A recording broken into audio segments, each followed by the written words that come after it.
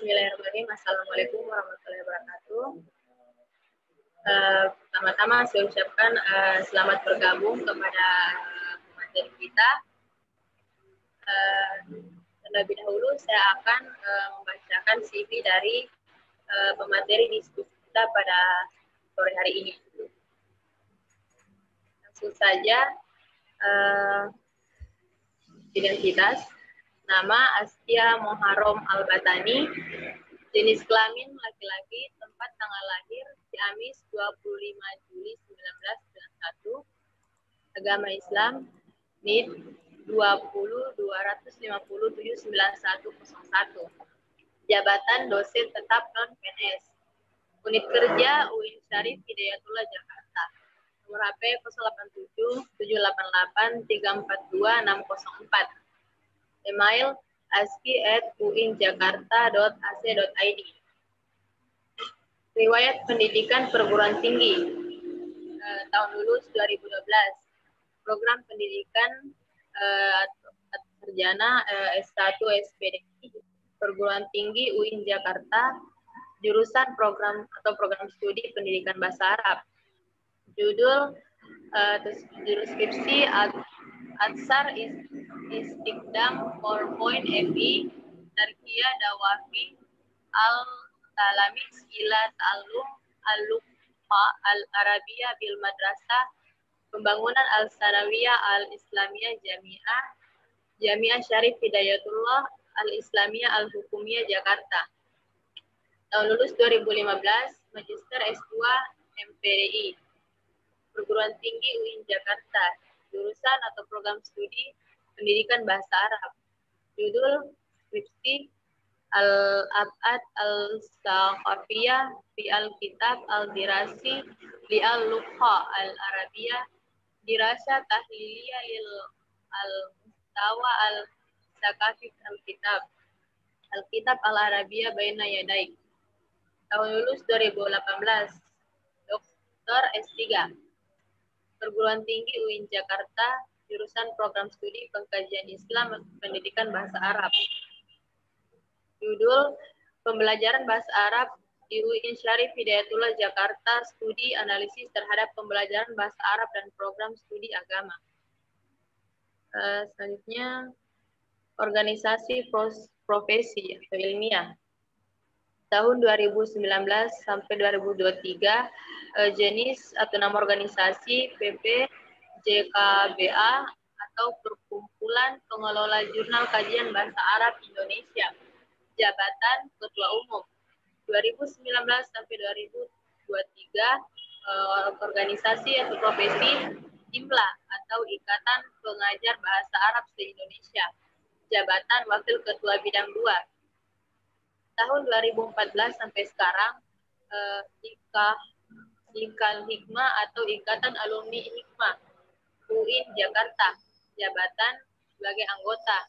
Tahun 2013 sampai sekarang, Pojok Seni Tarbiyah atau Postar FITK UIN Jakarta, jabatan anggota Dewan Pertimbangan Organisasi.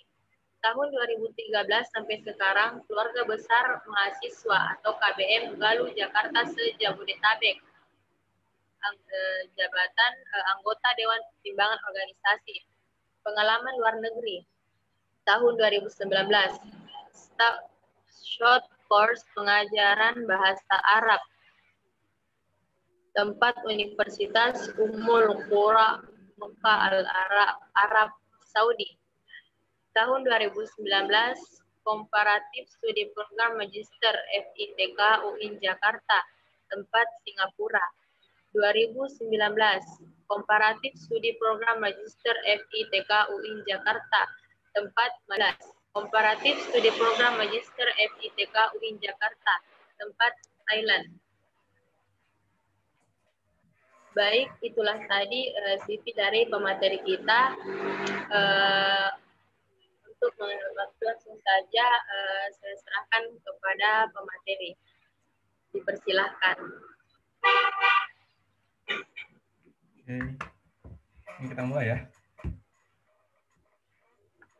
Bismillahirrahmanirrahim. Assalamualaikum warahmatullahi wabarakatuh. Alhamdulillahilladzi ja'ala dina ribatan matinan baina qulubil mu'minin wa amara bittihadi wat ta'awun naha 'anit tafarruqi wa tanazu' fi kitabih. Asyhadu an la ilaha illallahul qawiyyul matin wa asyhadu anna Muhammadan abduhu wa rasuluh dzul qalbir rahim wal khuluqil azim. Ya, terima kasih Mbak Jusmiarti ya. Kalau di Makassar bukan Mbak ya manggilnya ya.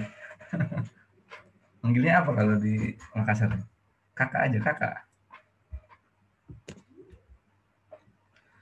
Baik, teman-teman, sebelum kita masuk ke materi ya, mungkin saya mau tanya dulu nih, biasanya kalau yang sebelumnya itu sampai berapa orang pesertanya?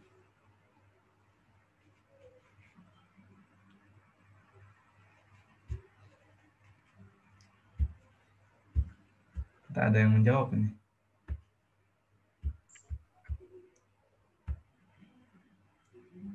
Mbak Jus?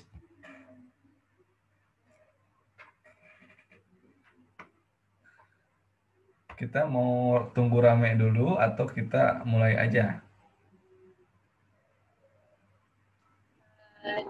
Dimulai saja. Langsung saja. Terserah pian nih Pak. Ini teman-teman tuh dari komisariat yang berbeda ya di cabang Goa Raya itu ya.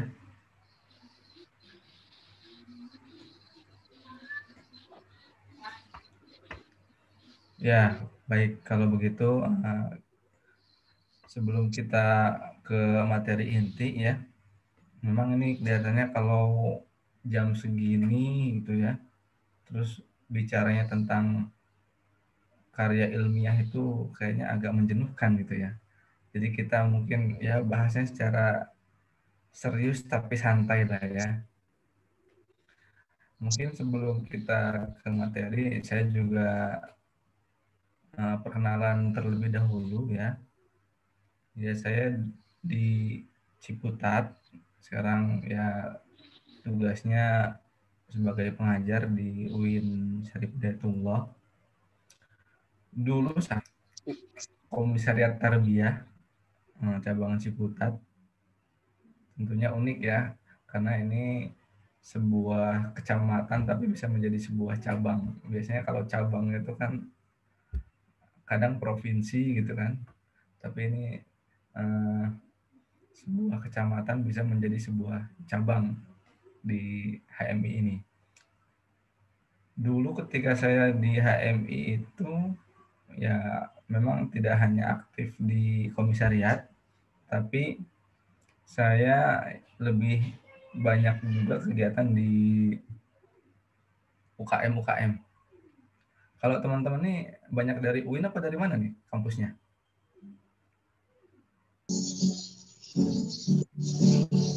Ini saya nanya nggak ada yang respon dari tadi nih.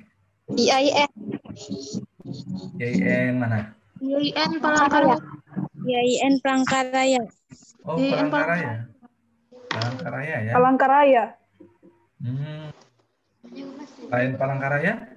Iya, Palangkaraya. Selain Palangkaraya ada? Ada orang tarbiyah di Palangkarayanya? Ada, Pak. Ya berarti kenal sama Bu Hamidah.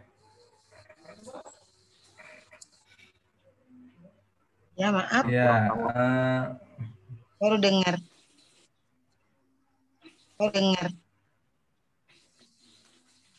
Ya. Dulu kita juga selain di komisariat kita aktif di UKM. Ya, ada Hikmah, lalu ada juga organisasi primordial orang Sunda. Jadi saya aktif di keluarga besar mahasiswa Galuh Jaya. Nah, jadi itu alhamdulillah saya waktu itu masuk UIN 2008 ya. Selama 10 tahun itu ya bisa menyelesaikan S1, S2 dan S3. Ya mudah-mudahan nanti teman-teman bisa lah ada yang meneruskan atau melanjutkan seperti itu. Saya share screen ya.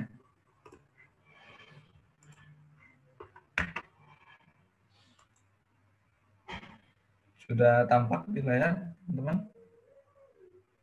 Sudah, Pak.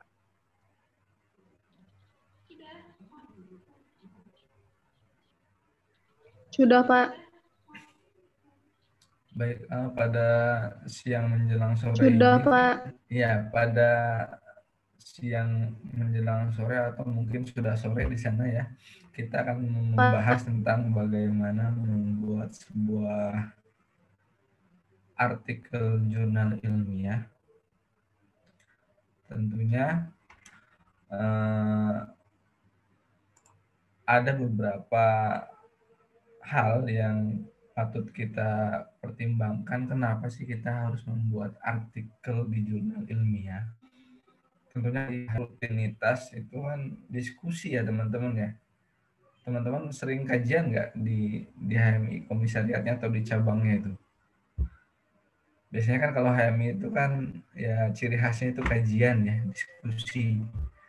Nah, kalau diskusinya hanya sampai ke tahapan ya diskusi lisan, itu kan tentunya enggak bisa ya. Mungkin diskusinya itu diarahkan lebih lanjut menjadi sebuah tulisan. Nah, jadi hasil kajian atau diskusinya itu bisa dinikmati lebih banyak lagi orang gitu ya. Jadi tentunya sangat menarik kalau misalnya teman-teman di komisariat atau di cabang, kalau ada kegiatan lalu bisa disesuaikan dengan seperti apa artikel jurnal dan akhirnya nanti bisa diterbitkan. Tentunya kalau kita sudah bisa menerbitkan artikel di jurnal, itu kan salah satu kontribusi kita ya dalam memberikan ya keragaman khazanah keilmuan. Dan tentunya ketika kita, karena sekarang tuh kalau nerbitin artikel di jurnal ya nggak gampang juga, kita harus submit dulu gitu kan. Setelah submit nanti akan direview, setelah direview nanti direvisi beberapa kali baru akhirnya terbit. Tentunya ini akan membuat kepuasan pribadi ya kalau kita bisa menerbitkan artikel di jurnal. Sama halnya kalau kita sedang ya menulis tugas akhir ya. Misalnya kalau teman-teman pasti kan kepuasan terakhirnya itu adalah ketika skripsi itu selesai ya teman-teman. Nah jadi sekarang nih kalau bisa ya skripsi pun nanti teman-teman bisa arahkan ke artikel jurnal. Saya jujur mungkin termasuk yang terlambat juga mengenal dunia tulisan artikel itu. Saya baru nulis artikel jurnal itu 2015 setelah saya lulus. Nah teman-teman sekarang belum selesai S1 gitu kan, sudah dimotivasi untuk menulis artikel jurnal. Nah tentunya ini kan sangat bagus banget. Lebih dulu dari saya gitu kan, lebih dini dari saya. Nanti kan pada akhirnya ketika teman-teman sudah keasikan menulis artikel jurnal, toh nanti juga akan ada manfaatnya. Syukur-syukur nanti teman-teman ada yang ada rezeki menjadi dosen gitu kan. Tentunya nulis itu ya termasuk salah satu kewajiban bagi dosen. Tentunya nanti ya kalau sudah terbit itu pasti ada penghargaannya. Apalagi kalau teman-teman nanti kalau nulis bisa kolaborasi dengan dosen. Tentunya dosen ini yang dapat banyak award nih kalau berhasil nulis.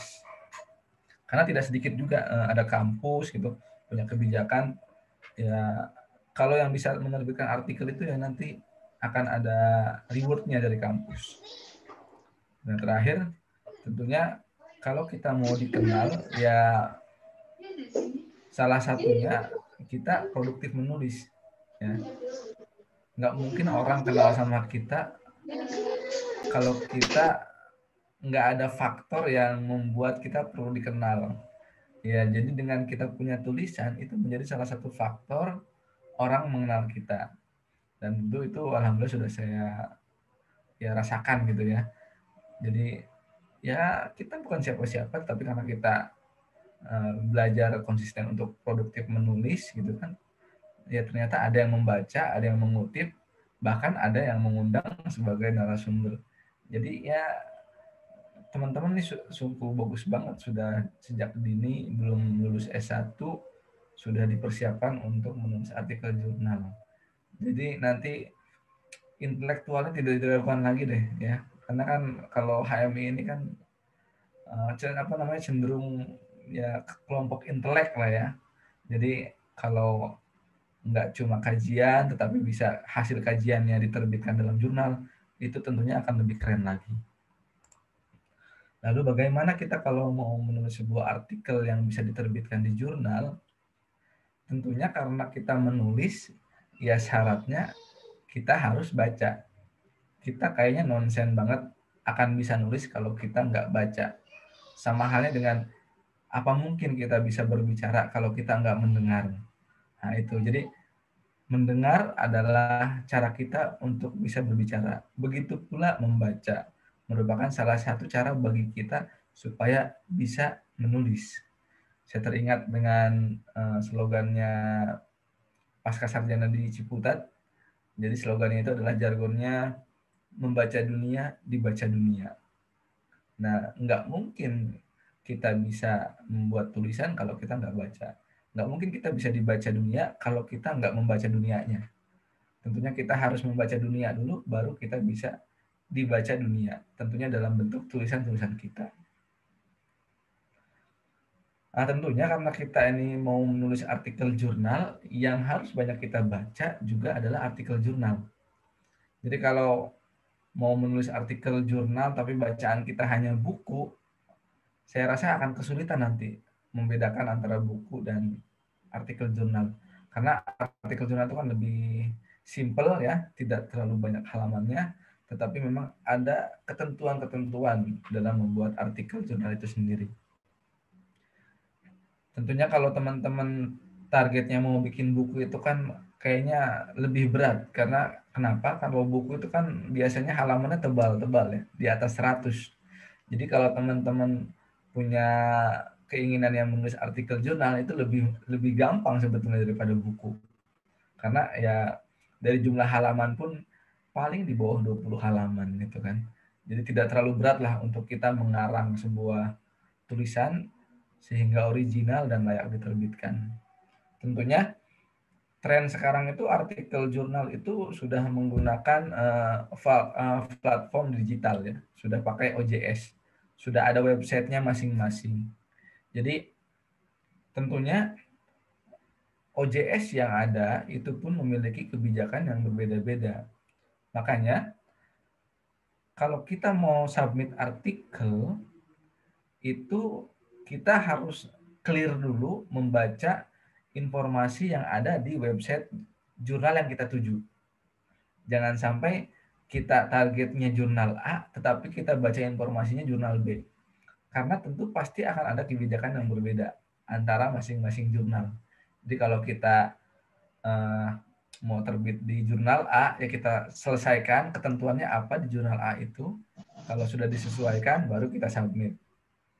Kecuali nanti kalau nasibnya ditolak, artikelnya baru kita bisa alihkan ke jurnal lain. Tentunya dengan mengikuti ketentuan yang berlaku dan mungkin berbeda dengan jurnal yang sebelumnya.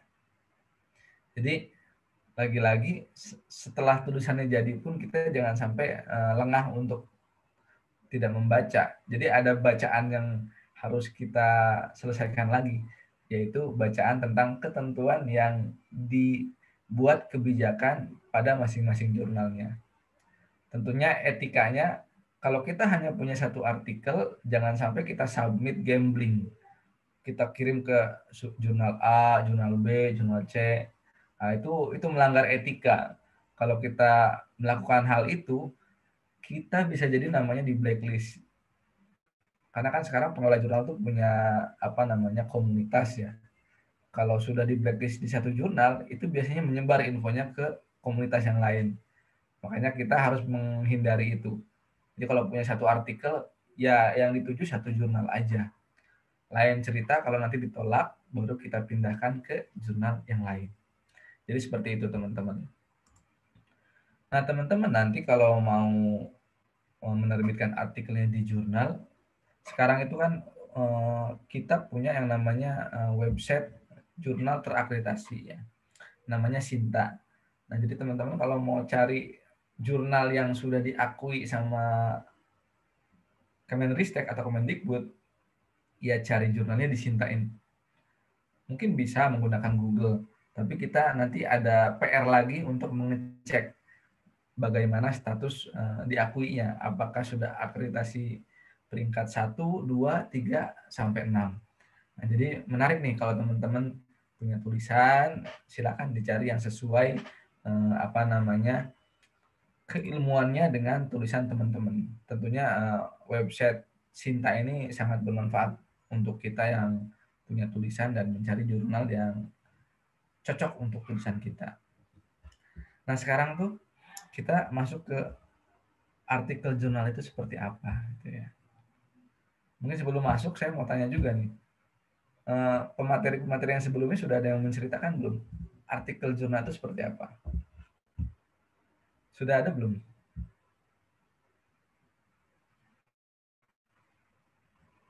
Tidak ada respon. Ini saya nggak ngomong sendirian kan ya? Baik, kita lanjut ya. Jadi kalau kita lihat struktur artikel jurnal itu nggak beda jauh sebetulnya dengan skripsi, tesis, maupun disertasi. Hanya ini kita bisa katakan ya miniaturnya lah ya. Karena di situ kita lihat ada pendahuluan, ada metode, ada hasil, ada pembahasan atau diskusi. Tetapi ini lebih kepada miniatur karena nggak sampai ratusan halaman. Keseluruhan dari struktur ini paling ya hanya 20 halaman kurang lebih ya. Tentunya harus ada judul. Nah, judul itu nggak seperti skripsi, nggak seperti buku. Tetapi ya judul artikel itu teman-teman harus banyak baca. Gayanya seperti apa sih?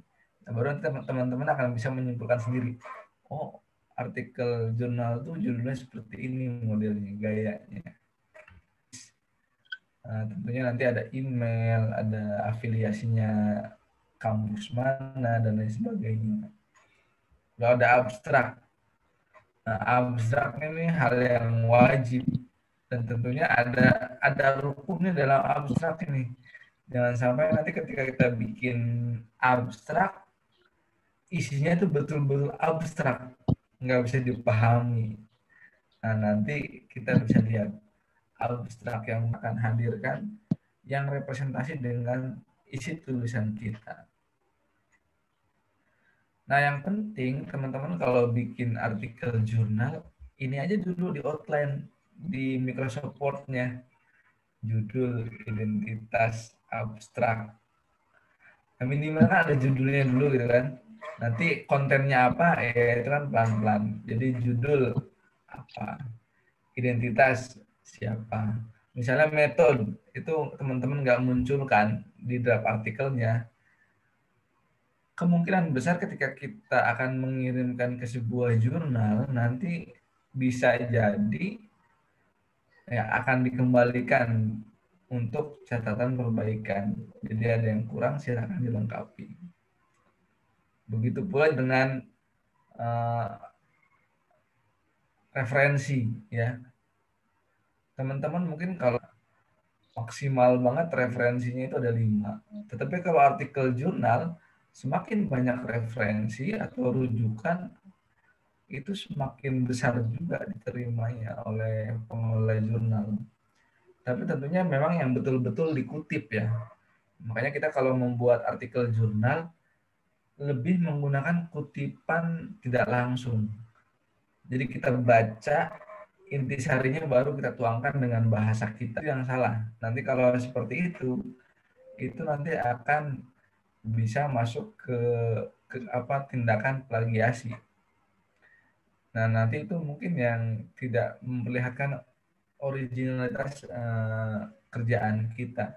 Jadi bagusnya nih kalau masukan dari Prof. Suwito itu satu artikel cukuplah dikutip menjadi satu kalimat gitu ya. Satu buku cukuplah dicarinya, dan itu pun menggunakan bahasa kita, bukan bahasa yang kita rujuk. Makanya ada istilah parafrase. Kita mengubah struktur kalimat supaya tidak sama persis dengan yang kita rujuk. Nanti teman-teman bisa tuh ekspor sendiri ya, bagaimana parafrase, bagaimana untuk menulis metode, menulis referensi, itu pasti banyak. Nah, referensi kebanyakan 20 referensi ke atas gitu. Kalau cuma 10 itu masih kurang. Karena kalau kita bisa mencapai 30 sampai 35 rujukan, itu lebih keren banget. Jadi makin banyak referensi yang digunakan, makin bagus artikel kita menurut penilaian pengelola jurnal. Tentunya referensi pun, karena kita nih buat artikel jurnal, rujukannya artikel jurnal juga menjadi rujukan di tulisan kita. Tentunya kan nggak susah juga kita mencari artikel jurnal sekarang. Kita dibantu sekali dengan adanya Google, kita tinggal browsing tema apa yang sedang kita cari, tinggal ditambahkan kata kunci PDF jurnal. Nanti kita akan diarahkan ke link-link download. Sebetulnya nggak ada kendala, nggak ada halangan buat kita nih. Kita biasa nulis di perpustakaan, sedangkan pandemi ini perpustakaan mayoritas tutup. Lalu apakah kita nggak baca? Apakah kita nggak mau nulis dengan perpustakaan tutup? Padahal kan ada alternatif. Salah satunya ya Google ini. Google ini betul-betul banyak manfaatnya sekali kalau kita mau dibantu dalam.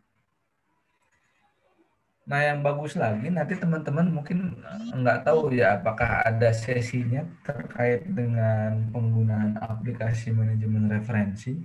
Tapi saya mungkin merekomendasikan sekali teman-teman nih sudah mulai diajarkan menggunakan apa itu Zotero ataupun apa itu Mendeley. Karena ini membantu sekali buat teman-teman dalam penulisan karya tulis. Nggak hanya artikel, rujukan itu baik footnote, baik daftar pustaka, pasti kita suka lupa. Ini tegak atau miring, ini titik atau koma gitu kan. Tapi kalau kita menggunakan Zotero ini, kita dibantu oleh aplikasi ini. Kita nggak usah mikirin lagi titik koma, tegak miring, jadi sudah diurus oleh dia. Tinggal one click semua rapi gitu ya. Nah, ini pun yang akan membahasan, kita submit, lalu ditolak. Nah, ketika ditolak, kita kan nggak mungkin membiarkan begitu saja tulisan. Pasti kita akan mencari jurnal alternatif. Nah, tentunya dengan jurnal alternatif itu, kebijakannya pasti berbeda dengan jurnal yang sebelumnya. Misalnya, kalau jurnal sebelumnya itu menggunakan body note.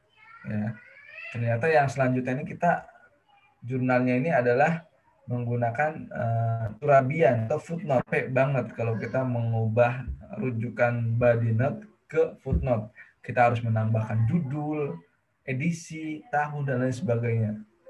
Tentunya itu sangat menghabiskan energi gitu ya. Tapi kalau kita menggunakan manajemen referensi ini, kita tinggal input database aja dulu, tetapi untuk perubahan-perubahan gaya style itu hanya cukup satu klik dan berubah semuanya. Tentunya ini sangat membantu sekali buat kita.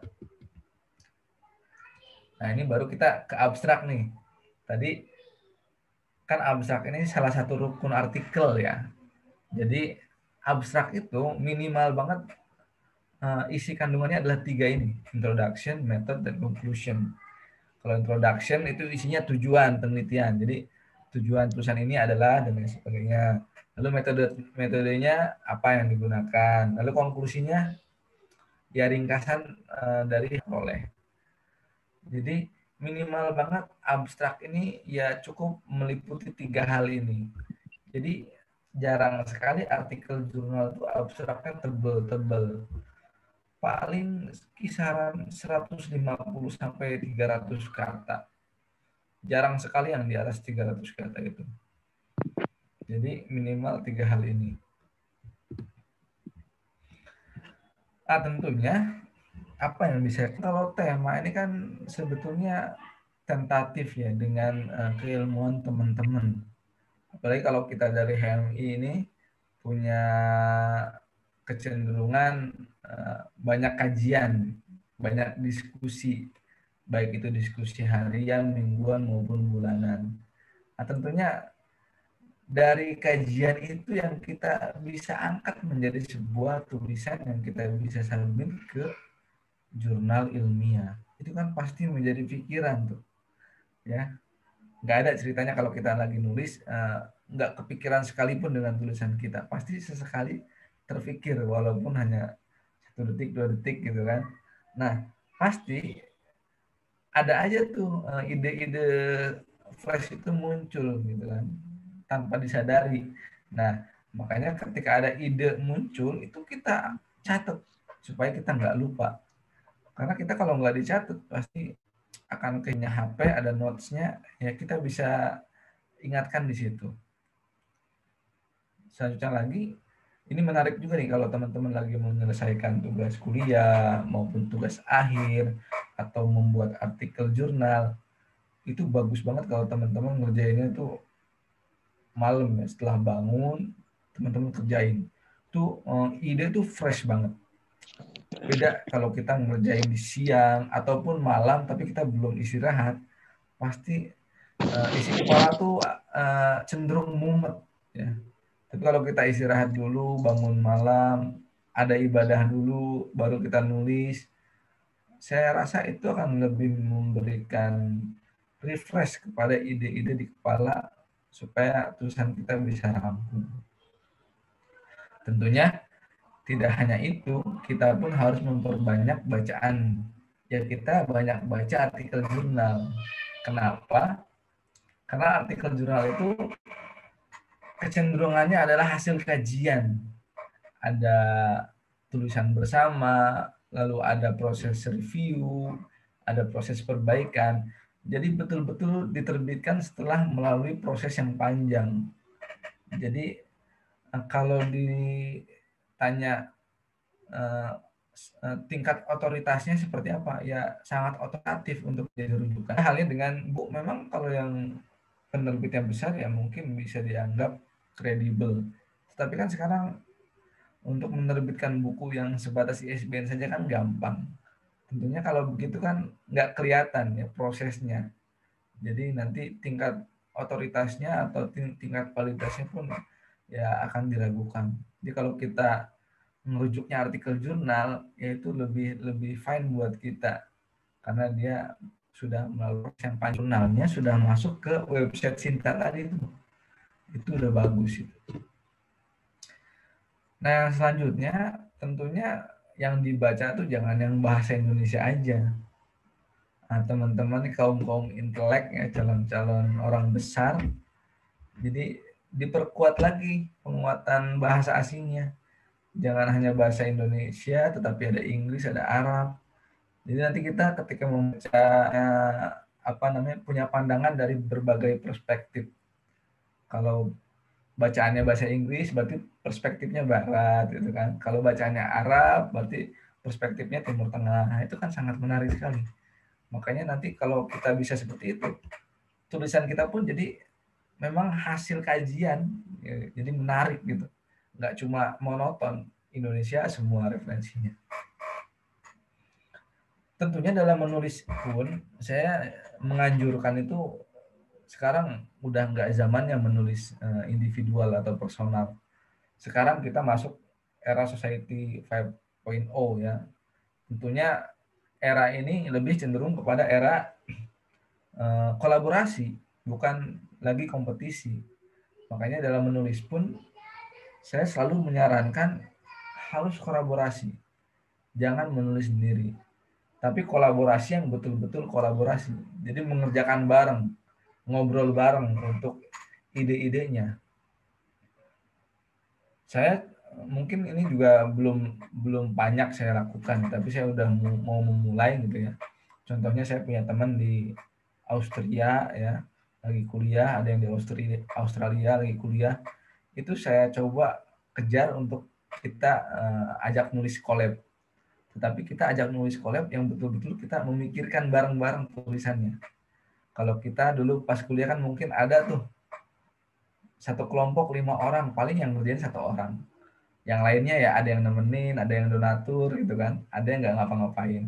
Tapi kalau sekarang udah eranya ya kalau 5 orang, 5 orangnya itu kerja. Ada ide yang disampaikan walaupun kecil gitu ya. Jadi nanti tulisan yang jadi pun itu akan ya valid gitu ya. Akan konfirmatif dan menarik. Begitu pula kita juga kalau lagi nulis tugas akhir. Skripsi itu kan nggak ada kan teman-teman kalau nulis skripsi itu sendirian. Pasti ada dosen pembimbingnya kan. Nah itu teman-teman harus maksimalkan dengan adanya dosen pembimbing itu teman-teman ajak diskusi supaya tulisan teman-teman dapat ide segar lalu akhirnya bisa rampung. Dan mungkin bukan hanya dari skripsi, tapi dari hal lain pun teman-teman bisa mengajak dosen untuk kolaborasi. Misalnya dari makalah tugas kuliah, itu keren banget kalau bisa diorientasikan menjadi artikel jurnal hanya dari makalah tugas. Tentunya makalah tugas bisa saja layak terbit, tinggal ya diarahkan atau tidak. Kalau diarahkan, itu sangat bisa dan sangat memungkinkan sekali. Nah itu pun yang saya coba mulai di sini. Saya ngajar di S1 ya, mengajar dan tugasnya itu harus bikin makalah, tapi bentuk makalahnya saya saya arahkan menjadi artikel jurnal. Dan alhamdulillah itu worth it ya. Dan itu bisa kita lanjutkan terus menerus dan itu ya tradisi yang bagus. Yang penting intinya kita menjaga originalitas tulisan kita. Makanya menarik kalau teman-teman dosen yang ada di sana sudah seharusnya familiar dengan yang namanya plagiarism checker. Ada Turnitin, ada Authenticate dan lain sebagainya. Jadi nanti kalau ada artikel atau makalah yang sudah selesai, dicek dulu copy paste atau enggak. Kalau ada tanda copy paste-nya, nah itu yang harus dirapikan lagi. Karena kalau teman-teman udah terlanjur submit di jurnal, dicek plagiarismenya besar gitu, persentase similarity-nya, nah itu kecenderungannya akan ditolak. Bahkan nanti akan ditandain, nah ini jangan diterima lagi nih, karena ini banyak copy paste-nya. Jadi mulai dari sekarang nih, ya yang kita baca itu kalau mau dibuat tulisan, kita tuangkan dengan kata-kata kita. Tentunya kalau kata-kata kita yang digunakan, pasti akan berbeda gayanya dengan kata-kata orang lain. Ya, walaupun ada yang sama, pasti nggak akan banyak. Jadi ini akan menunjukkan originalitas hasil kerja kita. Dan tentunya kalau mau tulisannya selesai, nah itu pun harus menjadi hal yang prioritas. Kalau nggak prioritas, ya akan sulit.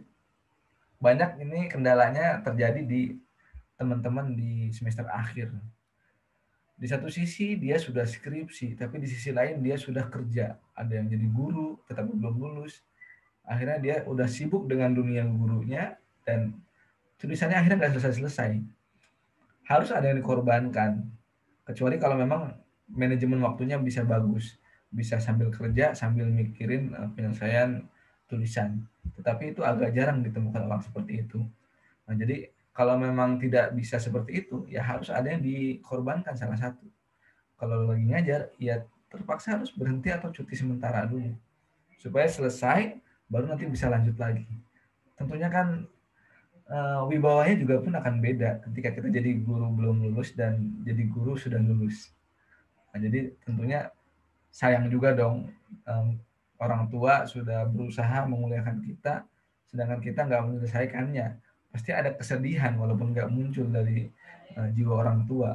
Tapi kalau kita sudah selesai, sedikit banyak kita sudah menghibur mereka dengan perjuangan mereka, sudah memuliakan kita, dan kita bisa menyelesaikan studi kita. Jadi jangan sampai teman-teman terlena gitu ya. Jadi kuliah aktif di organisasi, malah keasikan organisasinya, lupa kuliahnya. Dan itu banyak terjadi dari teman-teman saya itu. Akhirnya kuliahnya di sini, selesainya bukan di sini, tapi di kampus-kampus lain yang mungkin prosesnya lebih cepat. Itu kan sayang banget gitu ya. Tentunya lebih bagus aktif organisasi tetapi juga tepat waktu selesai studi. Itu mungkin.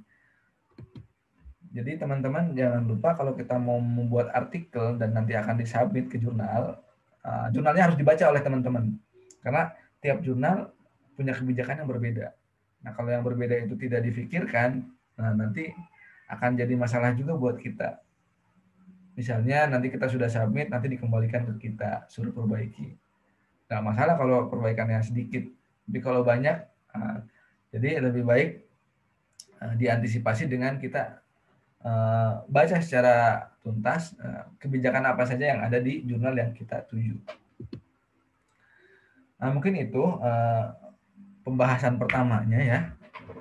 Masih siap lanjut teman-teman? Masih panjang nih. Siap. Masih. Saya minum dulu ya. Kelihatan logonya nggak? Kelihatan. Teman-teman di sana bikin begini-beginian nggak nih?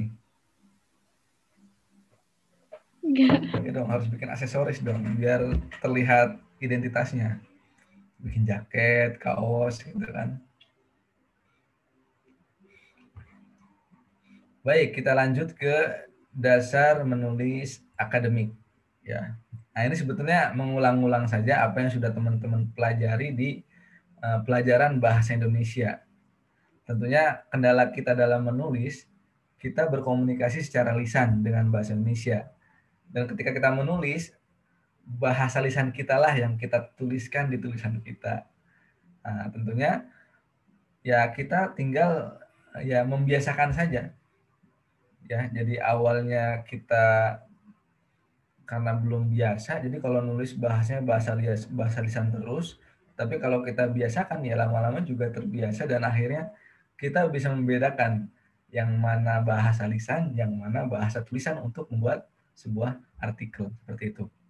Nah, ini materi ini saya mengadopsi dari materi teman saya. Ini yang ngajarin saya tentang academic writing, ini Kang Imam yang lagi kuliah di Austria nih. Saya sering ajak diskusi untuk tulisan, bahkan saya juga collab dengan beliau dalam beberapa artikel. Jadi kita akan membahas academic writing ini ke dalam 3 hal yang tidak terlalu berat. Ini yang sederhana saja. Jadi ada dari pemilihan kata, kalimat, dan paragraf. Kita mulai dari pemilihan kata. Nah, di sini pemilihan kata ya, karena kita orientasinya adalah artikel jurnal, itu kan sifatnya akademis. Makanya kata-kata yang kita gunakan pun harus menggunakan kosakata yang akademis.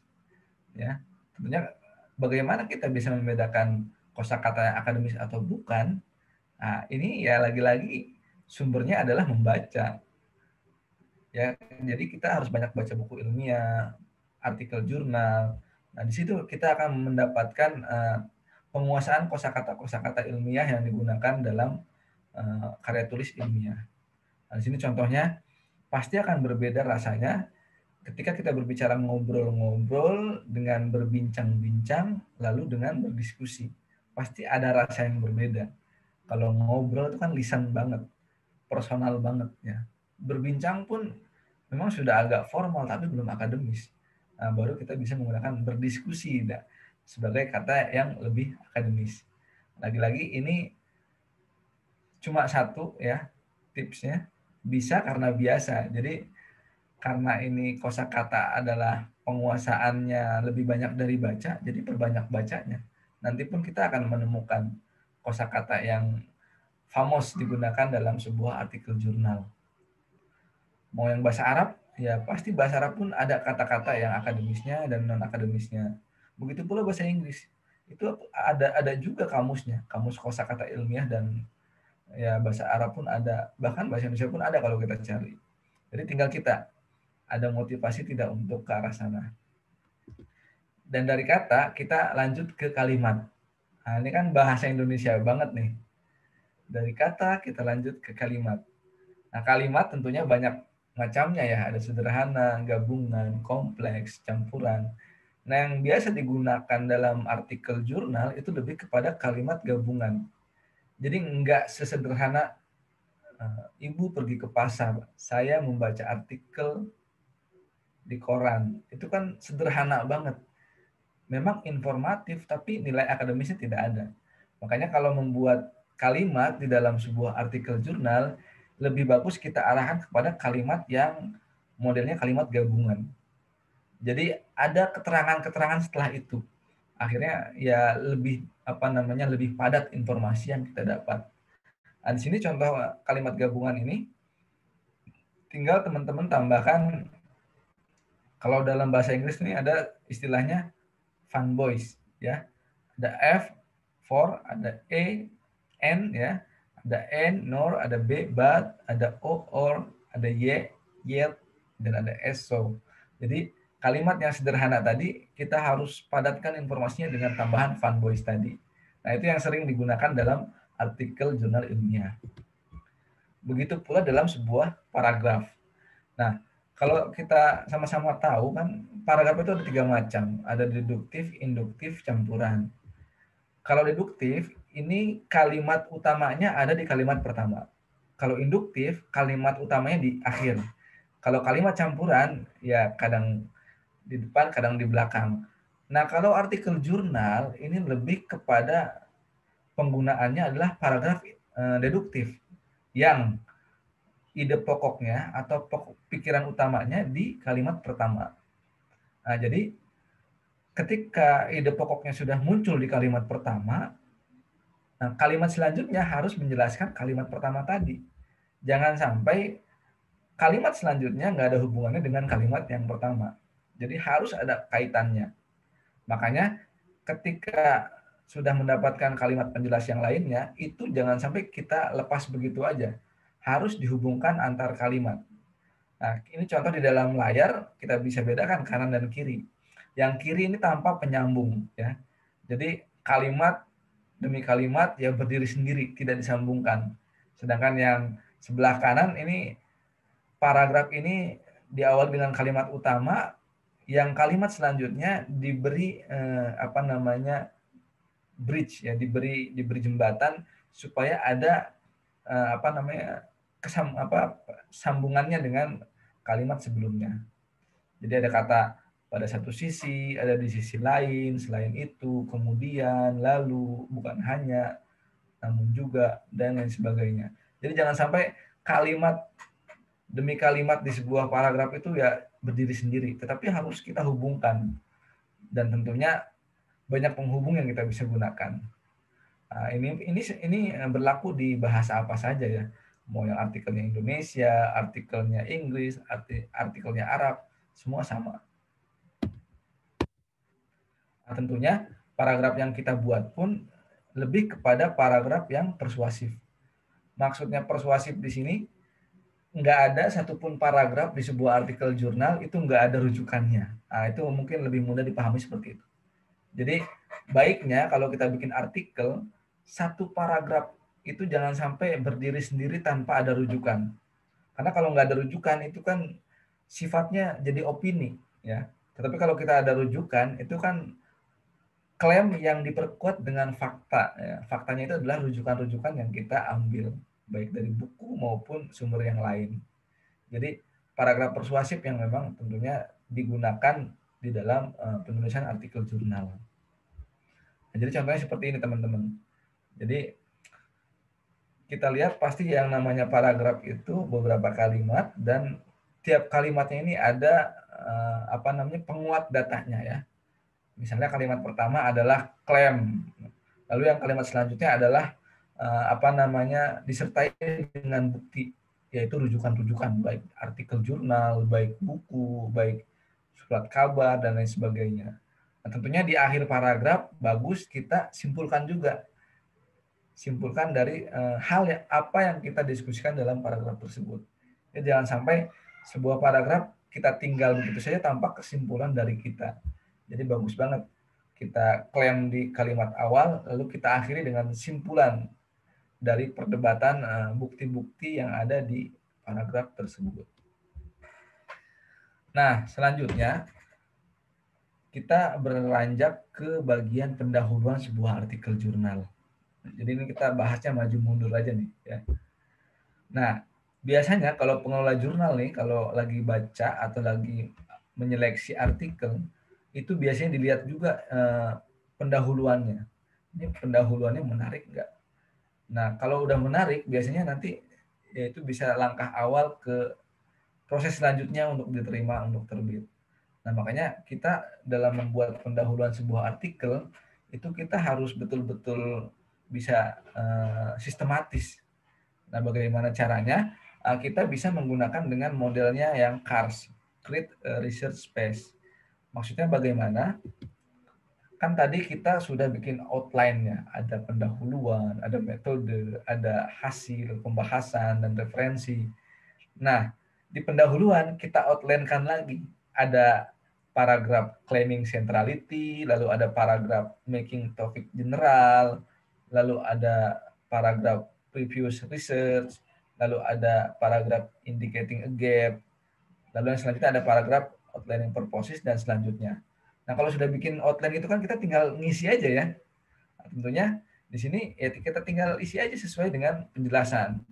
Claiming centrality ini menjelaskan masalah penelitian.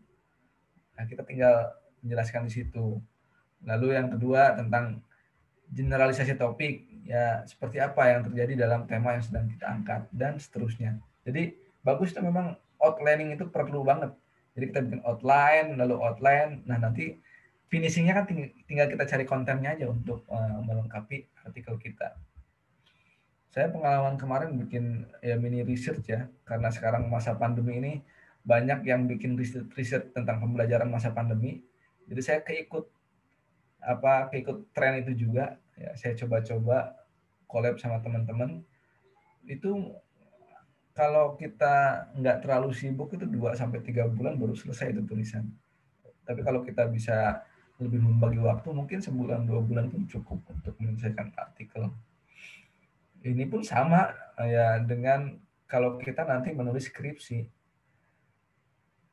Yang jadi masalah apakah menjadi prioritas atau tidak. Kalau jadi prioritas itu pasti akan selesai dengan lebih cepat dibanding dengan kita mengerjakannya nyambi tugas lain, nyambi yang lain, itu pasti akan kesulitan. Pengalaman saya waktu menulis skripsi itu kayaknya kurang lebih 3 bulan selesai. Karena intens. Tiap minggu, mungkin paling lambat 2 minggu, saya selalu menemui dosen pembimbing untuk diskusi. Apa yang kurang, akhirnya selesai juga. Jadi penting teman-teman, dalam menulis itu kita jadikan prioritas supaya selesai. Ada juga nih draft tulisan yang memang karena banyak kegiatan ya, jadi ada alasan untuk kita nggak megang itu. Jadi akhirnya belum selesai. Akhirnya mangkrak. Nah, itu bukti bahwa kalau nggak jadi prioritas tuh ya nggak selesai. Jadi memang kalau kita mau selesai ya harus diprioritaskan. Itu dari segi pendahuluan. Lalu selanjutnya kita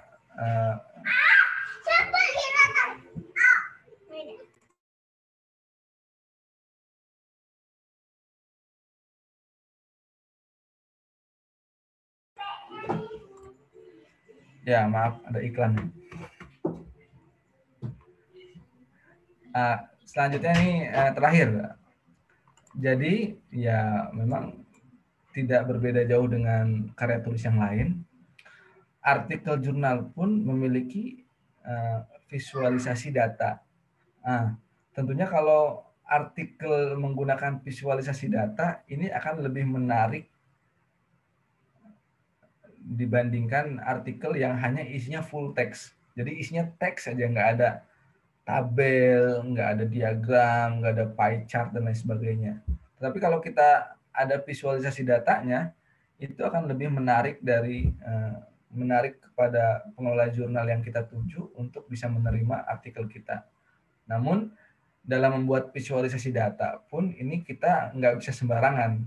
Jadi jangan sampai kita menyampaikan sebuah tabel di dalam artikel, tetapi tabel itu tidak dijelaskan sama sekali. Nah, itu salah. Jadi kalau ada tabel, ya tabel itu harus dijelaskan apa maksud tabel itu. Nah, jadi visualisasi data itu minimal 3 hal yang harus dijelaskan. Ada pengantarnya, ada ringkasan umumnya, lalu ada penjelasan analisisnya. Jadi setelah tabel, ya ada paragraf itu ya.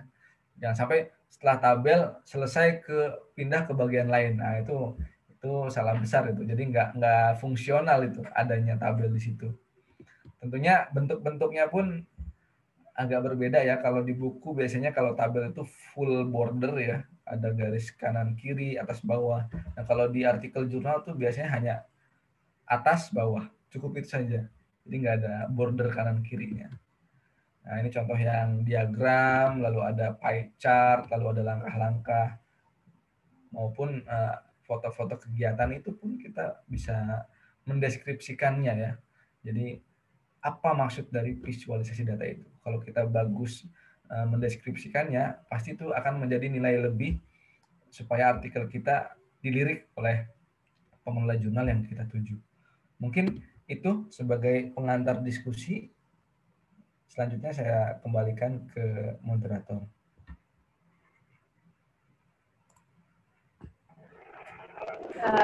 Baik, itulah tadi materi yang sempat dipaparkan oleh kakanda kita, Asya Muhammad Al-Batani. Selanjutnya saya buka sesi tanya jawab. Bagi penanya yang ingin bertanya, saya persilahkan.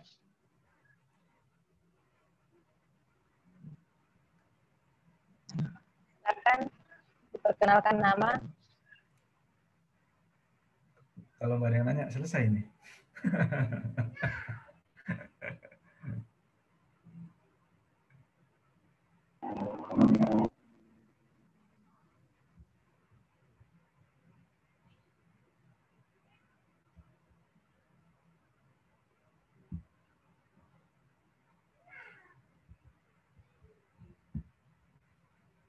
Silakan teman-teman.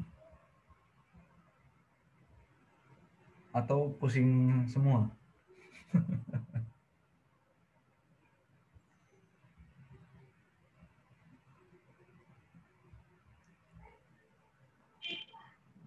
Bagaimana?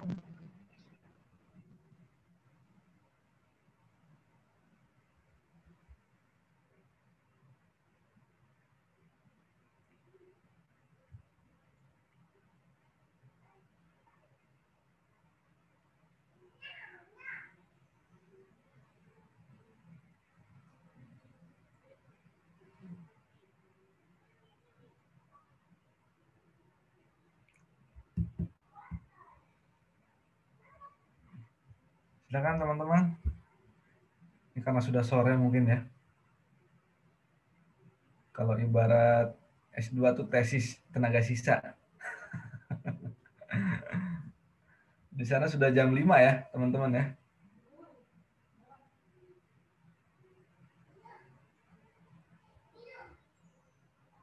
Jam 4, Pak.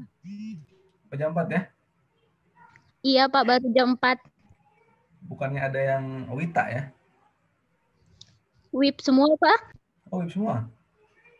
Oh, saya kira Wita.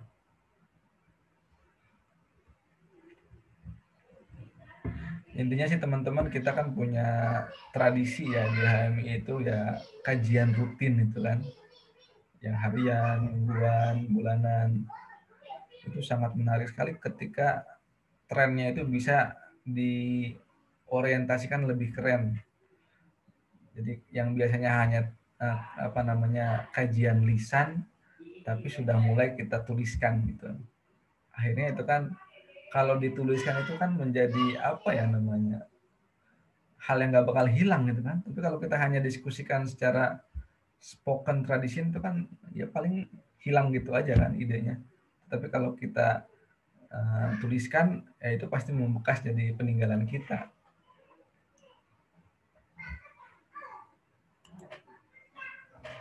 Nah, ini ada pertanyaan nih. Bagaimana jika data hasil pengujian material kita gunakan di 3 jurnal proceeding, namun kita bahas di jurnal dengan berbeda dan diuji pada percobaan dan hasil datanya berbeda? Apakah termasuk plagiarisme? Saya agak kesulitan menangkap idenya ini. Maksudnya pertanyaannya bagaimana ya? Bisa langsung aja nggak Mbak Regina?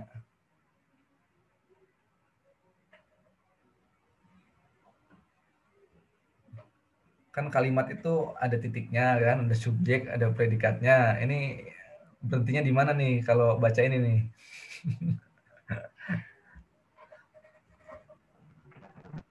Ada Mbak Reginanya?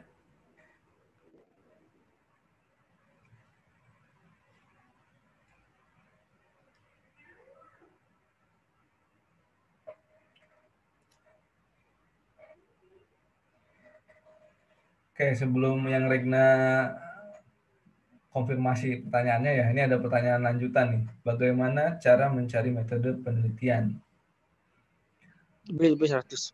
Ya, tentunya kalau metode penelitian itu kan hanya dua ya, teman-teman ya. Hanya kualitatif, hanya kuantitatif gitu kan. Jadi hanya kuali dan kuanti. Kalau kuanti itu lebih kepada bermain dengan angka-angka ya, generalisasi. Tetapi kalau kuali itu memang kita lebih ke arah penafsiran bebas dari yang kita temukan dari penelitian kita. Tentunya di sini bagaimana supaya teman-teman lebih mendalam lagi terkait metode-metode penelitian, ya ini nggak lain dan nggak bukan harus teman-teman baca-baca yang lebih banyak. Misalnya kalau tradisi kualitatif itu kalau ada teman-teman bisa cari bukunya John Creswell itu ya. Jadi ada studi kasus, lalu ada fenomenologi, lalu ada studi biografi, lalu ada grounded theory, dan lain sebagainya. Jadi kalau teman-teman ya bacanya kurang banyak, jadi nanti dapat gaya-gaya metodenya pun ya kurang variatif. Sedangkan metode ini kan pasti berkembang setiap saatnya. Nanti ada tekniknya, lalu ada pendekatannya gitu kan, ada strateginya. Tentunya ini harus banyak baca, nggak harus dari buku metodenya, tetapi teman-teman bisa juga adaptasi dari metode-metode yang digunakan dalam artikel lain. Misalnya nih temanya sama nih dengan tulisan kita nih, boleh juga nih kita adaptasi metodenya. Nah, kan itu kan jadi tulisan mereka tuh bermanfaat buat kita karena memberi inspirasi kepada kita metode yang cocok buat tulisan kita. Tinggal nanti kita cari tuh rujukan utamanya. Misalnya dia merujuknya siapa, jangan punya dia yang kita rujuk, tapi kita ambil rujukan pertama dari yang merujuk itu, gitu ya. Jadi jangan kita merujuk kepada sumber yang kedua, gitu ya. Lebih baik merujuk kepada sumber yang pertama. Karena kalau merujuk yang sumber kedua, ibarat orang makan terus dikeluarin terus kita makan.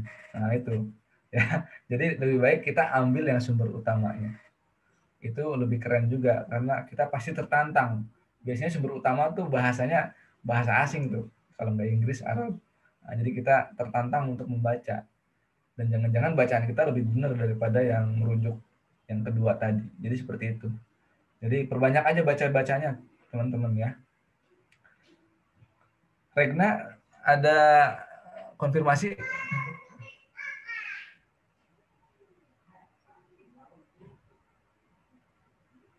Oh, ini Regna ini orang ini ya, prodi science ya kalau nggak salah ya. Jadi penelitiannya tentang biji nikel ya. Ya kalau memang prosedur penelitiannya berbeda ya nggak masalah kalau dibuat menjadi 3 atau lebih artikel. Yang penting kan isinya ya, yang dasar banget tuh ya tulisannya nggak sama masing-masing artikel gitu ya. Dan juga hasil penelitiannya pun nggak sama. Kalau sama, misalnya kita punya tulisan bahasa Indonesia, kita terjemahkan dalam bahasa Inggris, itu sama dengan autoplagiasi. Tapi kalau memang ya prosedurnya berbeda, hasilnya pun berbeda, kajian teorinya pun agak berbeda, metodenya pun agak berbeda, ya nggak masalah kalau menjadi beberapa artikel. Jadi seperti itu. Nah kalau wawancara, metode apa teknik? Itu kan hanya 2, kuanti. Nah kalau wawancara, observasi, itu kan penyebaran angket, nah itu kan lebih kepada teknis ya, teknik. Jadi seperti itu. Jadi Jangan sampai yang bukan metode tersebut metode gitu ya. Jadi metode ya hanya kuali, kuanti. Yang berbeda biasanya pendekatannya, teknisnya, strategi dan lain sebagainya. Ahmad Nur, ya, wawancara bukan metode ya, tetapi lebih kepada teknik. Teknik kita mendapatkan hasil penelitian. Jadi yang Regna silakan dilanjut penelitiannya dan keren itu kalau bisa dipecah menjadi beberapa artikel. Silakan yang lain.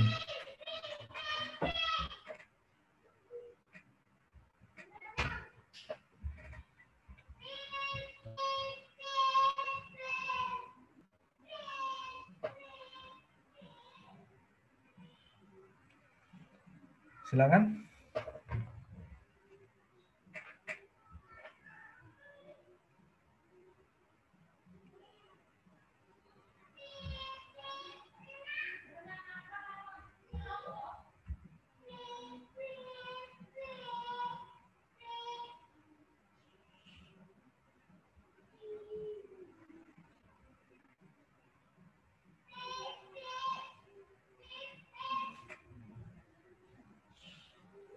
Teman-teman di sini semester berapa aja? Ada yang lagi nulis skripsi? Semester 1, Pak. Semester 1, Pak. Masih maba, Oh, Pak. semester 1. Mahasiswa baru, Masih maba, mahasiswa Pak. baru. Masih Oh, imut-imutnya bagus lah. maba, Pak. Ya, berarti lebih bagus itu karena mahasiswa baru. Jadi orientasinya harus baru ya. Jangan nanti bikin makalah ya makalah yang rasanya copy paste ya Spanyol, separuh nyolong, CS2, comot sana, comot sini gitu kan. Tetapi nanti bikin makalah-makalah tugas kuliah itu udah yang ya juga teman-teman ajak-ajak dosennya tuh. Ayo Pak, kita terbitkan di jurnal. Ah, keren itu ya. Dibanding teman-teman cari di blog, cari di apa, dipindahkan aja gitu ya. Tapi nggak ada manfaat sama sekali gitu ya. Tetapi kalau teman-teman bisa arahkan ke artikel jurnal itu keren banget. Saya rasa keren karena teman-teman masih maba. Nah, jadi kan masih ini ya, apa namanya, belum terkontaminasi yang negatif-negatif kan. Jadi yang positifnya diteruskan gitu. Jadi bagus banget.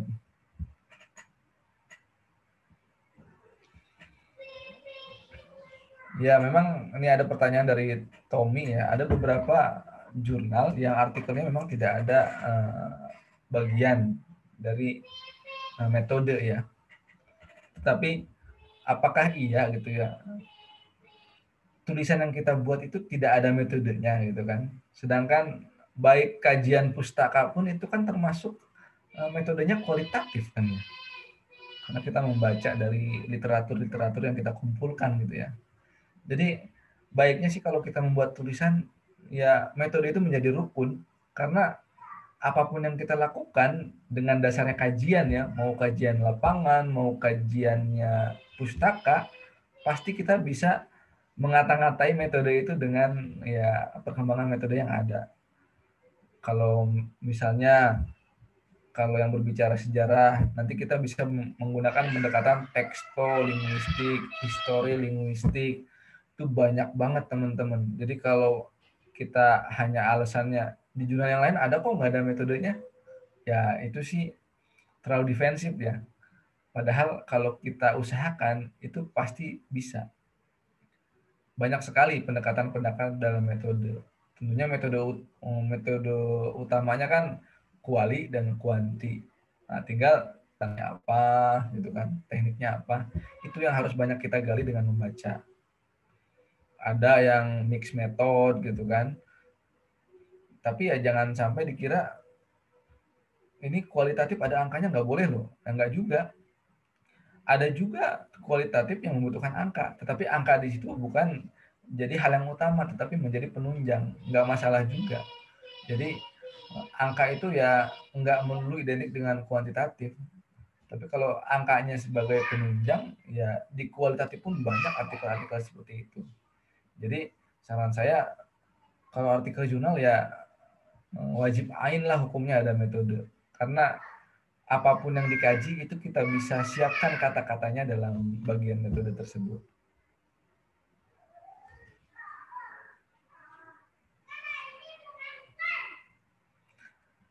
Ya, pertanyaan yang Hornida, memang kita juga kalau mencari sumber rujukan banyak dari Google, tapi dari Google-nya itu kita cari sumber yang otoritatif. Makanya kita tambahkan kata kunci, misalnya .pdf, .jurnal, atau .pdf jurnal. Itu kan nanti yang muncul adalah link-link artikel jurnal yang kita bisa akses. Jadi jangan kita googling, tetapi yang kita ambil adalah blog gitu ya, atau ya laman-laman yang kurang otoritatif. Itu ya akan dipermasalahkan tingkat otoritatifnya. Tapi kalau kita langsung tujuannya artikel jurnal, yaitu bisa dikatakan otoritatif banget. Toh sekarang juga kalau kita googling di Google, banyak juga yang e-book PDF itu sangat otoritatif untuk bisa dikutip. Terlebih lagi kalau artikel jurnal. Nah, trennya juga kalau kita membuat artikel jurnal, bagus kalau kita bisa merujuk artikel jurnal yang usianya itu kalau bisa ya 3 tahun terakhir itu bagus banget. Tapi kalau nggak ketemu ya maksimal banget 5 tahun terakhir lah. Jadi jangan sekarang 2020 yang artikel 2010 kita ambil juga gitu. Kalau bisa 3 tahun terakhir lah. Karena kan perkembangan ilmunya kan lebih dinamis kalau di artikel jurnal. Jadi lebih mudah terbit, berarti ini lebih kekinian kajiannya. Jadi seperti itu.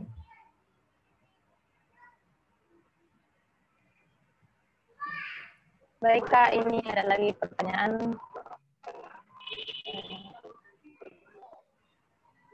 Nah yang ini yang di satu artikel boleh nggak ada metode studi literatur, ada metode kualitatif. Nah ini harus dibedakan. Studi literatur itu metode apa pendekatan? Atau teknis? Atau strategi? Nah itu. Metode ya hanya 2, kuanti dan kuali. Atau ya kalau ada satu lagi ya mix method ya, gabungan antara kuali dan kuanti. Selain itu rasanya tidak ada. Kecuali itu kategorinya kalau studi adalah library research gitu kan. Penelitian kepustakaan. Jadi mungkin seperti itu. Kalau metodenya sih cukup. Kalau nggak kuali ya kuanti gitu ya. Atau mungkin studi literatur ini lebih kepada jenisnya gitu. Jadi seperti itu ya. Nah, kalau kita mau terbit di jurnal yang terindeks Sinta, Scopus, udah dulu. Kalau Sinta ya kita Sinta 4 dulu gitu ya. Jangan ujuk-ujuk langsung pengennya Scopus gitu. Jadi bertahap supaya kita menemukan keasikan menulisnya dulu gitu ya. Kalau sudah asik di Sinta 4, kayaknya enak nih naik ke Sinta 3. Kalau sudah di Sinta 3, kayak enak ke Sinta 2. Nanti baru, wah harus naik nih ke Scopus. Jadi seperti itu. Jadi bertahap. Kan jangan satu mie instan kan. Nah, jadi kita pun pelan-pelan lah. Jadi dari Sinta 4, 3, 2, baru ke Scopus atau WOS. Itu lebih nikmat itu dirasakannya. Karena kita menemukan keasikannya. Jadi jangan ujuk-ujuk belum pernah nulis, tahu-tahu pengen Scopus. Akhirnya jalan pintasnya nulis di proceeding gitu kan. Tentunya kepuasannya pasti berbeda dari kita menulis proceeding Scopus tetap dengan kita berproses dari Sinta 4, 3, 2 baru ke Scopus. Jadi seperti itu. Nah, lalu ada pertanyaan dari Istiqomah nih. Bagaimana apakah memaparkan hasil penelitian harus dipaparkan keseluruhan hasil datanya? Tentunya kalau seluruhnya kita tampilkan, nanti nggak ada informasi lain yang kita bisa tampilkan. Sedangkan kalau nulis skripsi aja, itu kan lebih kepada lampiran ya, kalau keseluruhan data itu. Tetapi data yang ada itu mungkin kita, kita generalkan informasinya. Misalnya rata-ratanya gitu kan. atau standar deviasinya.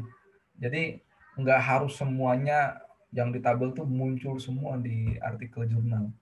Jadi lebih kepada data analisis general dulu aja yang kita tampilkan. Karena nggak banyak ya kalau artikel itu ada lampirannya itu kayaknya agak jarang ditemukan. Tetapi di situ lebih kepada hasil analisis semua. Jadi yang banyaknya responden, nah itu kita bikin apa namanya demografinya, lalu kita klaster-klasterkan, nah lalu kita analisis. Nanti kan ketemu tuh analisis generalnya, itu yang kita tampilkan di apa namanya draft artikel kita. Jadi nggak usah muncul namanya juga, mungkin lebih etis kalau nama-nama itu kita blurkan aja kali ya. Kayaknya kalau namanya muncul kan nanti agak terlalu kesan menjudge atau menghakimi sesuatu gitu ya. Jadi menggunakan ini aja inisial mungkin ya. Apalagi kalau nama orang gitu kan, mungkin inisial lebih bagus. Dan jumlah responden itu kan ya lebih banyak lebih bagus. Tetapi sedikit pun nggak masalah. Yang penting instrumen yang kita gunakan itu sudah bagus, sudah valid, sudah kalau dicek itu nggak ada masalah. Jadi sedikit pun respondennya, jadi ya bisa dipertanggungjawabkan. Tentu, tapi memang kalau respondennya lebih banyak, itu kan jumlahnya lebih representatif ya. Misalnya kalau survei gitu kan, warganya 1 juta, apakah representatif? Bisa jadi ya. Misalnya dari 1 juta itu kan nggak mungkin satu wilayah gitu ya, dipecah 1.000 dari mana, 1.000 dari mana. Jangan-jangan itu pun bisa. Itu pun representatif dari 200 juta tadi. Jadi ya nggak masalah sih jumlah responden itu. Yang penting instrumennya kuat. Atau sudah gelisah nih mau sholat asar.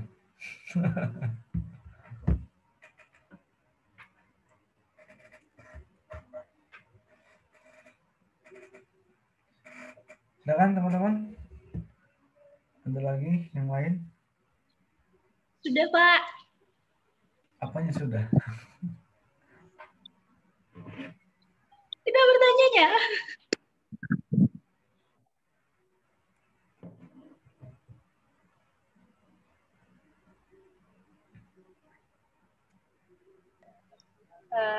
Baik, Pak, ini ada pertanyaan titipan katanya. Siapa yang nitip?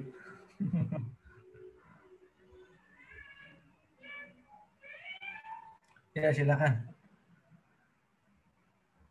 Sebelumnya katanya dia punya tugas proposal. Bedanya proposal dengan jurnal itu apa ya, Kak? Karena sama-sama dibuat berdasarkan penelitian juga. Kan jangan sampai katanya tugasnya jadi jurnal bukan proposal gitu.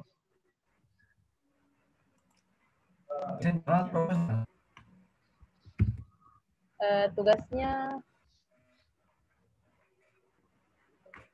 proposal, Kak. Oke. Apa bedanya proposal dengan artikel jurnal? Namanya juga proposal ya. Itu kan kalau di dalam bahasa Inggris tuh to propose ya. Untuk apa namanya menganjurkan, untuk merayu ya, untuk memperoleh tujuan gitu kan. Jadi isi proposal itu baru rencana, belum hasil keseluruhan. Makanya soal penelitian, mau proposal kegiatan, itu kan nggak sampai hasil penelitian atau hasil kegiatannya kan.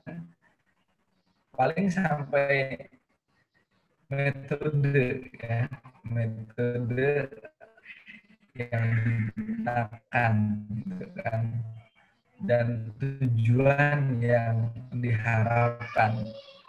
Jadi proposal itu ibarat kita mau ke pasar ya, kita malam-malamnya berpikir kan, besok naik apa ya, naik angkot apa naik motor.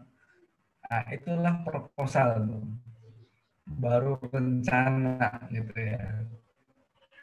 Tapi kalau kita sudah sampai pasar, itu sudah menjadi artikel. Tapi kalau artikel itu sudah komplit dengan hasilnya. Jadi seperti itu.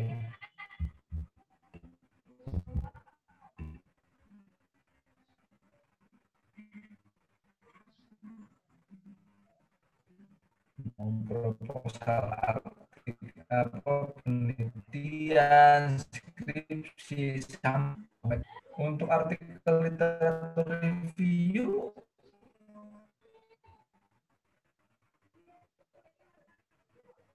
masa iya nggak ada hasil pembahasannya?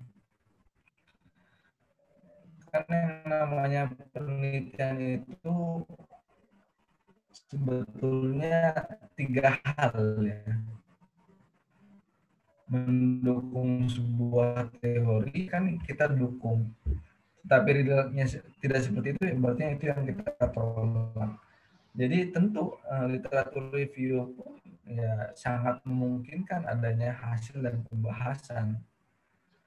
Ya tentunya tadi metodenya dikuatkan, lalu kerangka teorinya yang dikuatkan juga. Jadi ketika menyebutkan hasil dan pembahasan di situ kuat.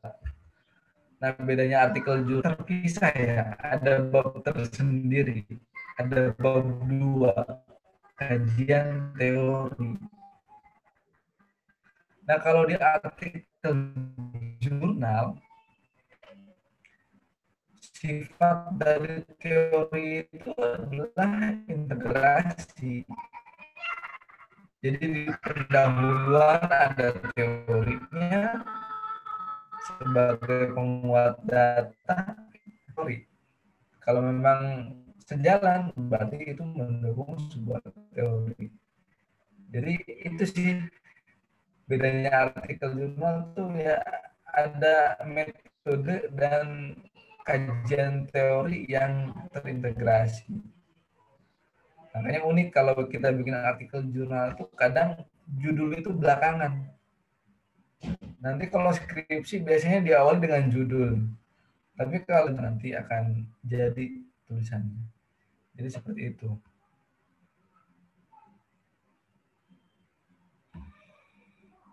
Memang ada 2 pendapat. Ada yang berkata ya artikel itu ada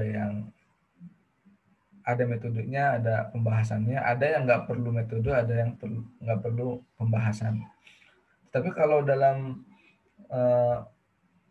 pikiran saya, sebetulnya perlu adanya metode dan adanya pembahasan itu. Karena itu yang nanti memudahkan pembaca dalam memahami artikel kita. Dan yang tadi saya sampaikan, ya sekecil apapun kajiannya itu kita bisa tulis rencana metodenya seperti apa gitu. Karena metode itu banyak sekali, tinggal kitanya sudah baca atau belum. Jadi seperti itu. Kalau saya lebih prefer ya artikel itu harus ada metode, harus ada pembahasan.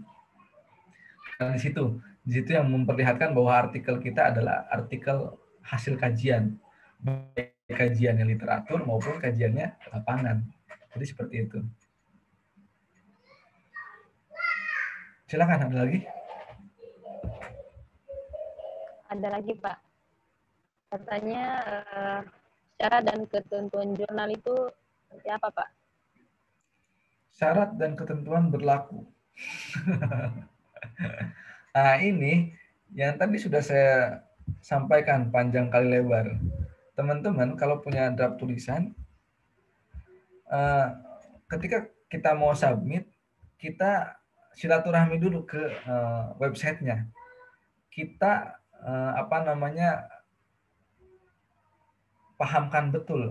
Jadi apa saja kebijakan yang ada pada website tersebut. Pasti kan ada informasi-informasinya. Nah, tentunya tiap jurnal itu kebijakannya berbeda. Makanya kita harus ya lihat masing-masing jurnal yang kita tuju itu. Bahkan dari segi jumlah kata itu beda-beda. Ada yang misalnya 4.000, 5.000 atau di antara 5.000 sampai 7.000, bahkan sampai template gitu kan. Biasanya kalau kita bikin artikel jurnal, template-nya disediakan, kita tinggal mengalihkan teks kita, otonomi mengelola jurnal masing-masing. Ya, ada yang membuat kolom 2 gitu kan, satu lembar dipecah jadi 2 kolom, ada yang 1 kolom. Jadi lagi-lagi tinggal kita menambah energi kita untuk membaca. Kalau tulisan sudah selesai, kita baca ketentuan yang ada di jurnal tersebut. Maka nanti kita tinggal sesuaikan tulisan kita dengan kebijakan yang ada di jurnal tersebut. Jadi seperti itu.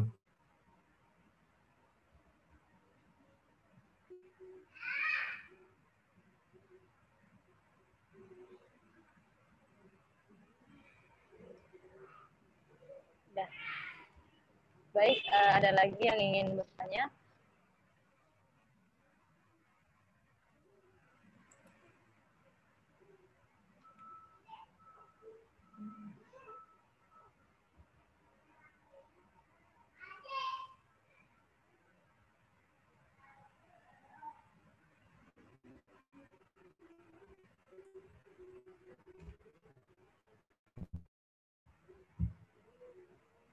Gimana teman-teman?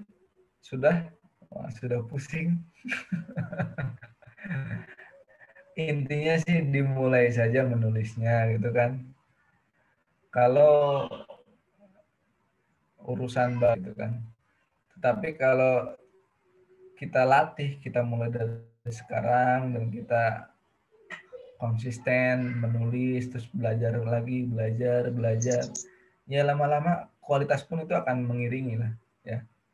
Yang tadinya biasa aja mungkin jadi lebih bagus tulisannya seperti itu. Yang berat itu memulai. Kalau sudah mulai nanti juga akan asik sendiri nanti untuk seterusnya. Mungkin itu aja sih.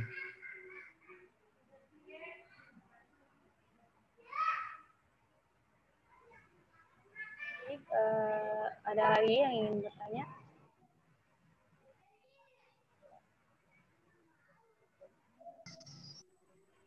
Izin nanya, Pak.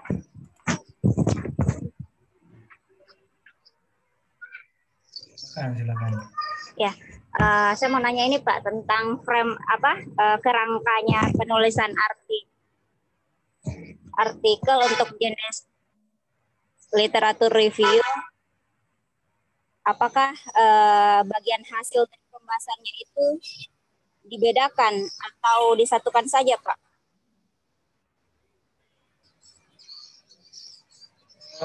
Saya rasa nggak masalah mau dipisah atau mau disatukan. Tapi memang itu kan lagi-lagi kembali ke pengelola jurnalnya ya. Hasil dan ada yang disatukan. Jadi lagi-lagi itu kembali kepada kita mencermati kebijakan yang berlaku di jurnal itu aja.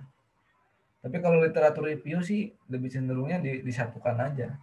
Karena dia ya diskusinya langsung di temuan itu kan. Jadi nggak misah-misah gitu, seperti itu. Tapi memang kalau yang mau aman, dicek aja di informasi jurnalnya. Biasanya banyak tuh dipisah apa disambung, gitu seperti itu ya. Jadi nggak terlalu bermasalah itu. Tinggal disesuaikan aja.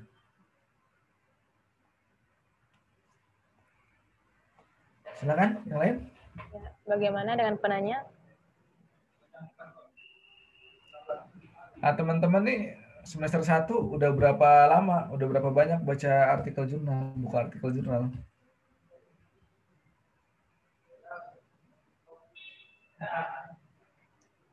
Sudah pada buka atau belum? Atau baru ide di sini gitu? Alhamdulillah belum. Nah itu, jadi setelah acara ini ya saya sangat menganjurkan teman-teman googling tema yang dicari, tambahkan kata kunci PDF jurnal. Silakan download sebanyak-banyaknya, tinggal dibaca aja. Oh begini loh bentuk artikel jurnal. Jadi kalau hanya mendengarkan apa yang disampaikan sekarang, tapi nanti tidak ada tindak lanjutnya, minimal buat cari artikel jurnal dan baca, itu ya seperti hal yang sia-sia menurut saya. Jadi tolong ada tindak lanjutnya setiap kegiatan ini supaya lebih manfaat, berfaedah kalau zaman sekarang. Silakan. Pak, saya mau lanjut tadi yang tentang literatur review di jurnal itu. Kan kebetulan saya pengelola jurnal, Pak. Nah, kadang-kadang saya bingung. Misalnya kan yang saya sediakan template-nya itu hanya untuk field research. Nah, kalau misalnya ada artikel yang masuk dan bentuknya literatur review, saya tuh agak bingung gimana sih membedakan antara hasil dan pembahasannya sendiri kalau untuk literatur review itu. Terima kasih.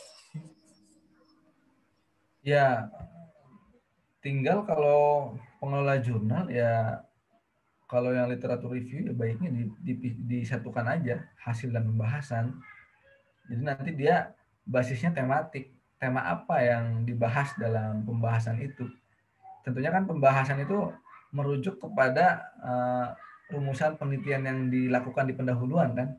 Tujuannya mencari apa, A, B, C gitu kan. Walaupun tidak bentuk pointer ya, bentuknya naratif gitu ya. Nah itu yang dijadikan nanti indikator tuh di dalam hasil dan pembahasan. Jadi di hasil dan pembahasan nanti ada poin A, poin B, poin C yang nanti ya datanya ada sesuai dengan yang diteliti gitu kan. Tapi tentunya inilah mau artikelnya field research, mau yang literatur research, saya rasa ya metode tetap harus ada gitu kan. Tinggal ya hasil dan pembahasannya mungkin literatur review lebih baik di mix aja, digabung aja, jangan dipisah hasil lalu pembahasan. Jadi seperti itu. Baik, bagaimana dengan penanya? Nanti yang pengelola jurnal boleh lah. Japri saya nanti ya ngobrol-ngobrol lanjut lah. Maghrib. Silakan yang lain. Masih ada Kak pertanyaan. Bagaimana menentukan kalau artikel kita kualitatif, kuantitatif, atau mix metode? Apa ciri-cirinya?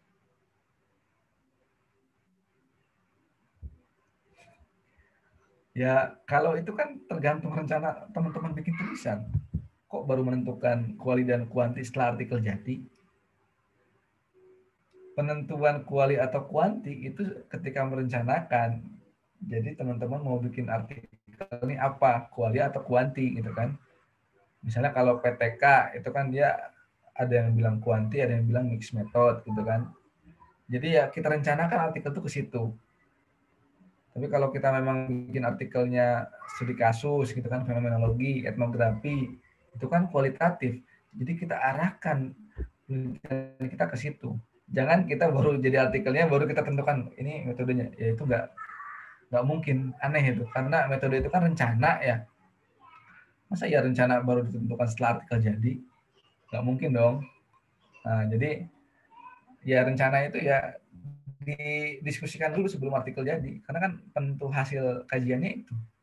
Jadi ya metode itu di awal ya, jangan di akhir gitu. Tinggal teman-teman sesuaikan mau kuali atau kuanti. Sepertinya lebih dua itu aja lah yang dimunculkan, kuali atau kuanti. Selain itu bukan metode, lebih kepada mungkin jenis, pendekatan, strategi, ya kan? Teknik, strategi dan sebagainya. Jadi itu aja teman-teman ya. Banyak tahu metode karena kita banyak baca aja sih. Karena artikel itu kebanyakan ada metodenya. Dan dari situ kita bisa membandingkan satu sama lain. Dan tentunya itu menambah wawasan kita. Jadi seperti itu. Jadi kuncinya iqra ya. Jadi bacalah. Kalau nggak baca ya pasti kita akan kesulitan untuk menulis.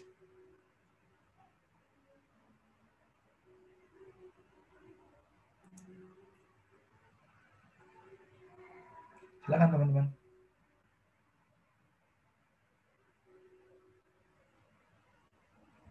Masih ada pertanyaan Pak. Di mana pencarian artikel yang situsnya resmi untuk dibaca? Apa situs resminya? Oke, aduh ya. Kalau artikel mau yang akreditasi, tadi di awal sudah saya sampaikan. Teman-teman buka website Sinta, itu miliknya Kemenristek BRIN. Nah, di situ jurnalnya sudah terakreditasi semua. Atau kalau mau yang lebih internasional ya teman-teman bisa buka di website Scopus atau WOS ya. Tapi itu kebanyakan jurnalnya limited access, jadi berbayar. Tapi kalau mau yang free juga mungkin teman-teman di kampusnya sudah berlangganan ya. Misalnya ada Springer, ada Gstore gitu ya. Nah, teman-teman tinggal tanya aja perpustakaannya itu untuk aksesnya. Saya rasa PT KIN itu sudah banyak yang melanggan itu. Gstore, Springer, dan lain sebagainya itu sangat bisa sekali kita buat menjadi rujukan kita dalam membuat tulisan. Tapi kalau yang mau rasa-rasa nasional ya Sinta juga cukup. Buka website Sinta itu miliknya Kemenristek BRIN. Nah itu juga banyak kok yang bahasa Inggris, bahasa Indonesia, bahasa Arab. Tinggal teman-teman berselancar saja. Pokoknya cukup kuota yang terbatas lah untuk mendapatkan tulisan yang tidak terbatas. Silakan. Baik, terima kasih mungkin, Pak. Ya, mungkin tradisinya diubah dari kita yang terbiasa membaca status media sosial dialihkan membaca artikel jurnal ilmiah. Itu aja. Kita kan lebih banyak baca status media sosial kan dibanding baca artikel. Itu aja paling ya. Baik, terima kasih. Bagaimana dengan penanya yang lain? Apa masih ada? Semoga tidak ada.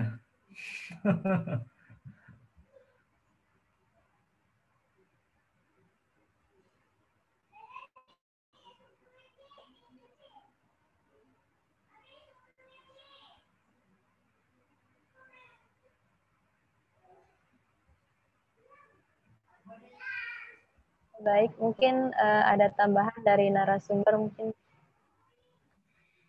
Ya, mungkin closing statement aja ya.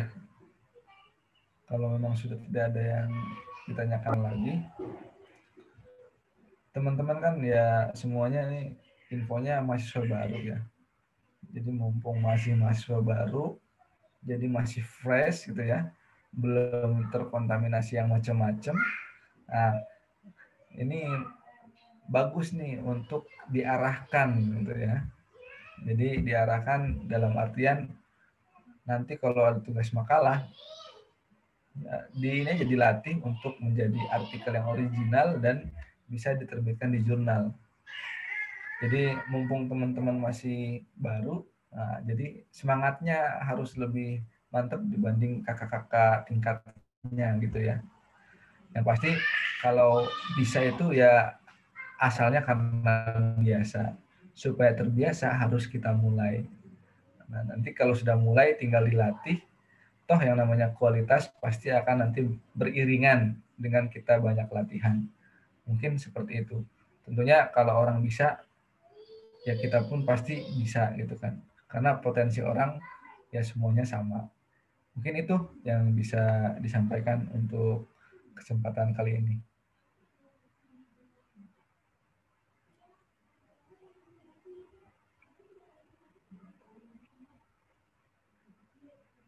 Masih di mute tuh.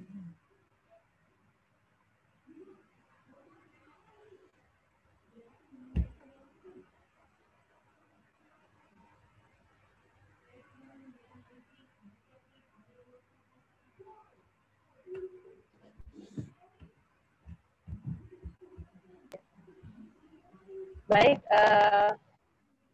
bagaimana dengan serta diskusi, masih ada yang dipertanyakan atau masih ada yang belum jelas? Sudah jelas. Tidak ada. Tinggal nulis aja ya.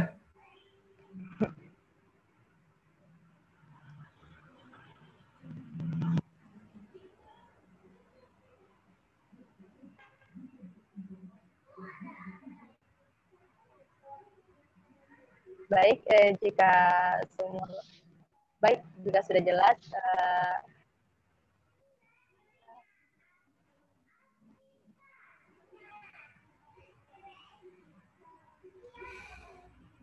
Ya, nanti kalau ada pertanyaan nyusul bolehlah japri-japri. Nomor WA tadi sudah ada kan ya? Insya Allah kalau ada kesempatan tak jawab.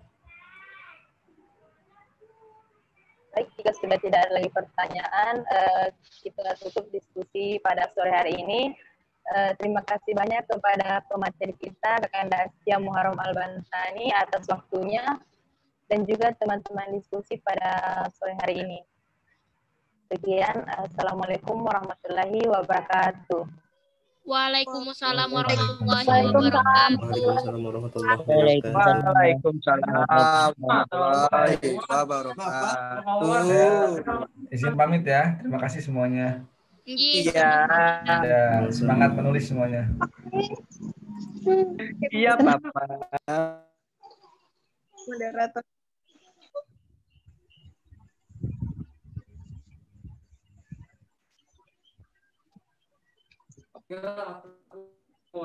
Sudah kan nih?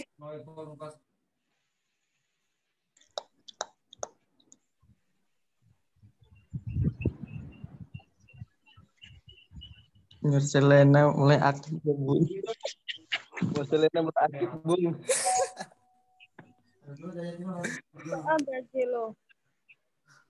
Sebenarnya kita tuh niat kita membantu orang lagi kok. Karena kita tuh hendak memenuhi pacar kawal. Ini kok kawal. Kita punya perasaan.